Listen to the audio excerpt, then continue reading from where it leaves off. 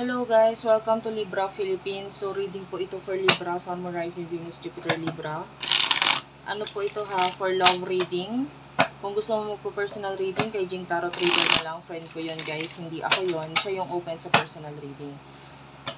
Pag mag-open ako sa personal reading, i-announce ko na lang sa TikTok. So i-follow mo na lang din ako doon. Unicorn Princess Tarot. Okay, let's start your reading. This is for the sign of Libra, Sun, Moon, Rising, Venus, and Jupiter, Libra. Okay, let's start. For the sign of Libra. Libra in love. You do have here the King of Pentacles and the Empress. At the bottom of the deck is the Hermit and the Two of Cups. Ayan. Taurus, Virgo, Capricorn, Cancer, Scorpio, Pisces with the Two of Cups. I see you as a person na pwedeng stable. Pagdating sa career, maganda yung sinasabi sa career mo. Stable, and a lot of people ina-admire ka nila dahil not only by your looks, yung iba mas more on ina-admire ka dahil sa stability na meron ka. Okay? Maybe you have proved them na kahit hindi ka magyabang actually, nakikita nila sa'yo kung ano yung kagalingan mo. And dahil sa stability mo na yan, parang gusto rin nila ng ma-achieve kung ano yung mga na-achieve mo na. Okay? And you do have here the Hermit, Two of Cups, the Judgment. Some of you could be in a relationship, in a connection. Kung hindi man relasyon, pwedeng connection lang ha. Na pwedeng dito sa connection na ito, marami ka natutunan. Okay, kung ito ay relasyon, marami ka natutunan. Okay, and continuous pa rin ang learnings mo with the Ace of Swords. Okay, continuous pa rin na ikaw ay natututo dahil dito sa relasyon or sa connection na ito. Okay, so who is this person? Nakakonect mo pagdating sa love for the sign of Libra, Sun, Moon, Rising, Venus, Jupiter, Libra. Sino itong person nakakonect mo? Libra, Sun, Moon, Rising, Venus, and Jupiter, Libra. Okay.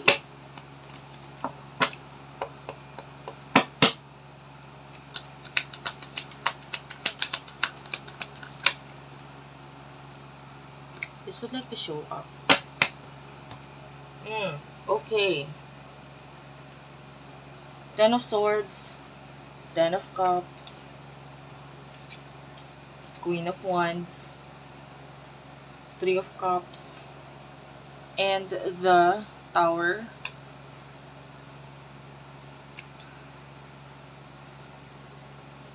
High Priestess is at the bottom of the deck. Gusto ko malaman kung ano yung sitwasyon ninyo ng taong to. Kunin natin yung sitwasyon ninyo ng taong to. For the sign of Libra, sitwasyon ninyo ng person na kakonect mo. For the sign of Libra, sitwasyon ninyo ng person na kakonect mo. You do have your divine masculine and the anxiety. Bottom of the deck is the Lost and or sorry, it's Lost. Okay, anyway, nawala ako ng konti doon. Meron tayo ditong Waves at saka Drastic. So, ang nakikita natin dito, itong person na kakonect mo, there's an ending, total ending na nangyayari sa inyo. And I feel like, may nakikita pa akong isang person. There's actually two person na nakikita natin. The other person, nakikita natin siya as a friend, a person na pwedeng nagbibigay ng advices sa'yo, the person na pwedeng kaya mo na-achieve yung mga bagay na meron ka ngayon, or kung bakit ikaw ay nag-i-improve as a person ay dahil sa taong ito. Okay, maybe that is a friend or a family member or someone who is very close to you na nakikita natin. This could be a soulmate. The High Priestess is here, my soulmate energy. And etong person na ito gusto niya ng reconciliation or maybe gusto niya mag-celebrate with you. Meron din tayo nakikitang person. Some of you nagkakaroon ng ending sa inyo. I feel like may involvement ng family or whatsoever. So, the anxiety is here. So, yung mutual energy here is that pwedeng, kung sino man itong person na kakonect mo ngayon, pwedeng nagkakaroon ng naguguluhan or pwedeng disconnection or hindi pakikipag-usap or ayaw makipag-usap. The King of Pentacles and the Empress, you are this person na parang gusto mo na lang na wala kang pakialam dito sa person na ito or sa connection ninyo. Okay? But, anyway, for the sign of Libra, Sun, Moon, Rising, Venus, Jupiter, Libra. Sorry, meron na pahalong card. Sa atin.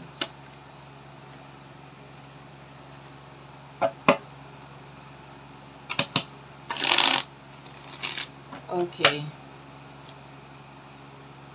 Wait lang, may isa pa.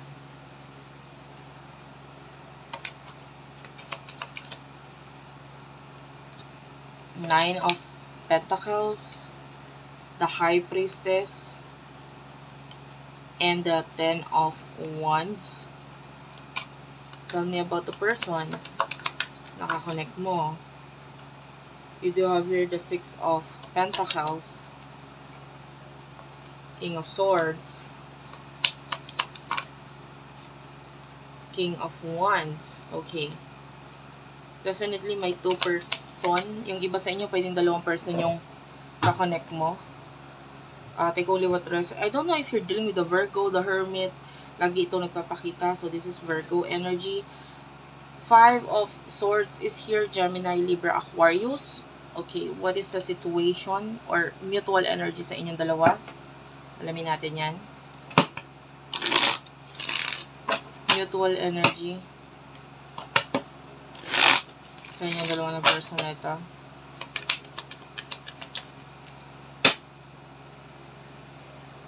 TikTok is here. So, wait. Clarify ko lang itong King of Wands. King of Wands is clarified by the Five of Cups. Okay, meron tayo ditong person. Ay, hindi. Dito muna tayo sa side mo. Marami kang obligasyon eh. Marami kang dapat gawain. This is like obligasyon. Dapat mong gawain. Dapat mong unahin. I'm seeing that you are really successful. Kung ikaw ito na financially okay ka, financially okay ang sinasabi sa'yo. Although may problema ka, of course, may mga problema. Pero, ibig sabihin, hindi ka pa naman ganun kabagsak na bagsak. Magkano ka problema ka, but, you know, kinaya mo. Okay? And pagdating sa finances, medyo angat ka compared dun sa iba. Kumbaga, iba pa rin yung mga iba ka pa rin pagdating sa finances. Maybe may mga taong nagiging nandyan lagi para nakakatulong para ma-achieve mo yung mga goals mo, mga gusto mong ma-achieve sa buhay mo. The High Priestess is here. You are a very spiritual person. Yung iba nagagamit mo yung pagka-spiritual person mo na yan to earn money. I don't know, maybe you are also a tarot reader, or kung hindi man, ginagamit mo yung lakas ng pakiramdam mo para ma-accomplish or para ma-achieve yung isang bagay.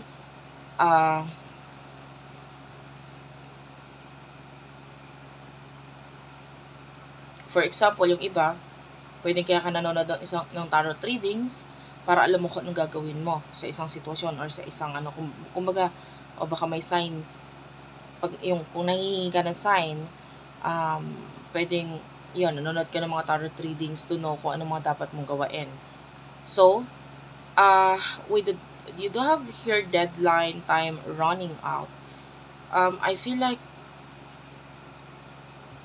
may mga tinatry kang tapusin sa ngayon. Maybe there's a deadline or whatsoever. Or, currently, while you're watching, meron kang dapat tapusin talaga na deadline. King of Swords is here. Yung iba parang due date or bills, whatever, you have to pay. But, kasama to sa isa sa obligasyon mo, but kinakaya mo eh. The King of Swords, eto nagpapakita ito as your person. Either gusto mong tulungan kanya, kahit actually nakikita ko naman hindi mo kailangan. Pero part of you, parang gusto mo rin, parang tulungan ka nitong taong to. And there's a person also na nasasaktan kasi parang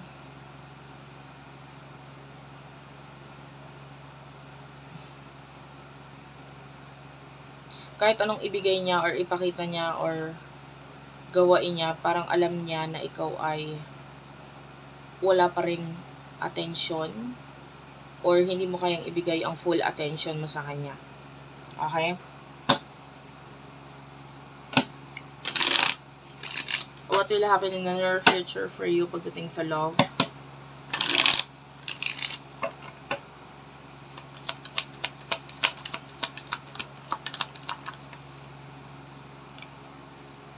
Page of Swords, the Devil. Natatawa ako sa iyo, ha. Eight of Wands, one more card, the King, the Knight of Cups. Okay. In the future, Eight of Pentacles, Three of Swords, and the Three of Wands. At the bottom of the deck, meron tayo dito Six of Swords. Energy in the near future. Okay, you do have here the wedding rings and the palm tree. I'm feeling like with the Page of Swords, ikaw ito na parang gusto mong maging aloof, gusto mong i-cut off ang pag-iisip dito sa person na ito. With the Devil, ayaw mo ng toxicity. You see this person as, you see a person na pwedeng manipulative or there's a person na gusto mo i-cut off in your life. Pero you're thinking about family. There's this Knight of Cups. Clarify yung Knight of Cups, please. Some of you, you're moving on. The Cupid's Arrow. There's a new person na nakikita natin dito na parang magugulat ka na lang biglang dadating yung taong to. While you are currently moving on from something or someone, habang ikaw ay nagmo-move on, may taong paparating sa'yo. The Three of Swords is here. There's a person na nakikita nating nasasaktan in the future. Tinatry niya mag-focus sa kanyang career, pero this person, ikaw ang iniisip niya, parang ang daming kulang. Parang kahit anong gawin ko, kahit ako ay magtrabaho or mag-ipon or whatsoever, parang walang saysay itong ginagawa ko na ito. The Three of Wands, someone is missing you and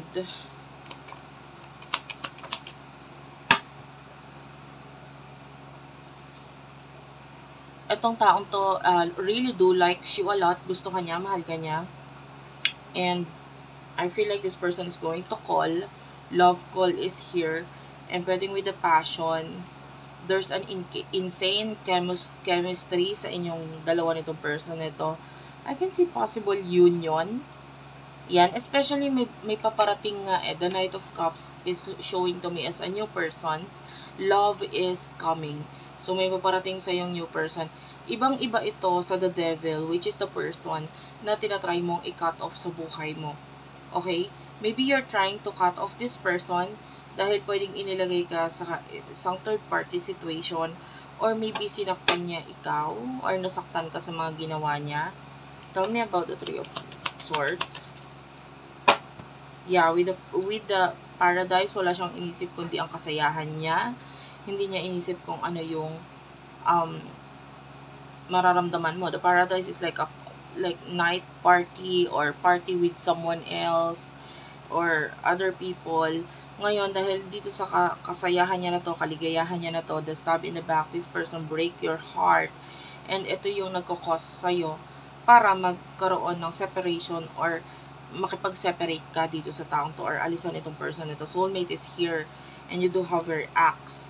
So, I feel like you want to break up or separate from this person para matanggal na yung pattern na paulit-ulit sa inyo.